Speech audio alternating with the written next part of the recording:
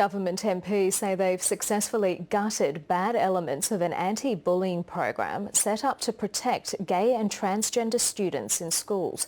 The Safe Schools Coalition will now have to accept big changes to the scheme to continue to receive public funding.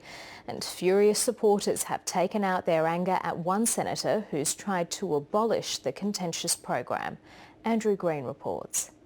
Racist, sexist, anti-queer, Bernardi is not welcome here. Cory Bernardi wasn't in his office. Bernardi is not welcome here. But Safe Schools supporters made sure their message was delivered loudly and prominently for the senator's return. 1, 2, 3, 4, Safe Schools, we want more. 5, 6, 7, 8, stop the homophobic hate. The Occupy Bernardi protest didn't result in any arrests, but staff were forced to shelter in back rooms. And it was all over just before the government unveiled an overhaul of the anti-bullying program the senator had fought so hard to stop. Well, I think these are deplorable acts. I have seen some of the pictures from Adelaide.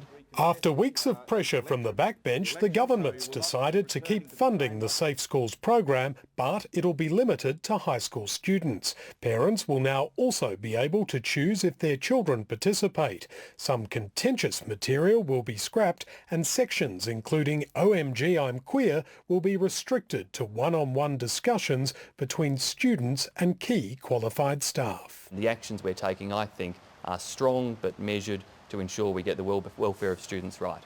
The program's chief critic is satisfied. Essentially, we're gutting most of the bad content that actually these people wanted to remain in place. How do we expect any student in the schoolyard to stand up to bullies if Australia's own Prime Minister cannot stand up to the bullies within the fringe of his own party? I've spoken very widely and consulted very widely with colleagues and others outside of this building in terms of how to appropriately respond to this. The government's demanding the Safe Schools Coalition accept all of today's changes if it's to continue to receive taxpayer funding.